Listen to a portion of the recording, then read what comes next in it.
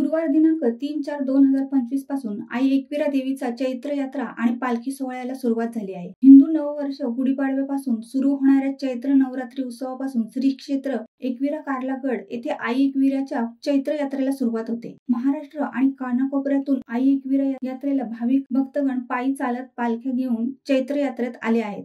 कार्लागडावर चैत्र यात्रा आणि पालखी उत्सव भाविकांच्या उत्साहात मोठ्या जल्लोषात सुरू आहे. बुधवारी आई एकविराचा भाऊ बहिरीदेव काळभैरवनाथ यांची पालखी माहेरघर असलेल्या देवघर येथे सुरू झाली.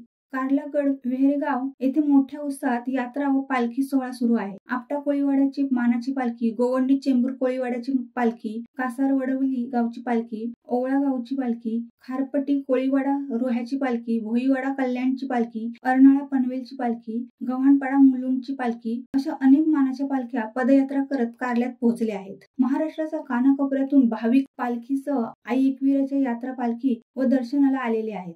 तर यावेळी ढगांचा गडगडाटासह आणि वादळी वाऱ्यासोबत वरुण राजाने सुद्धा हजेरी लावली.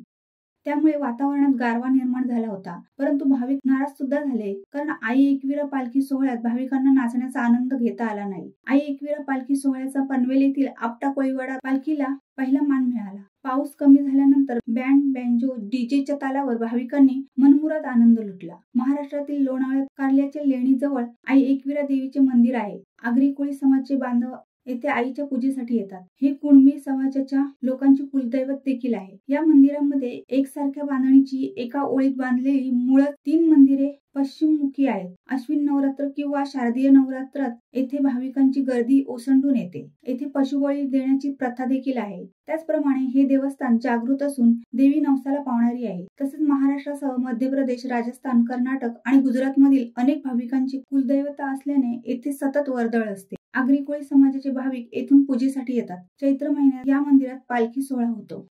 शिवसत्ता टाइम्ससाठी शेखर म्हात्रे, कार्ला.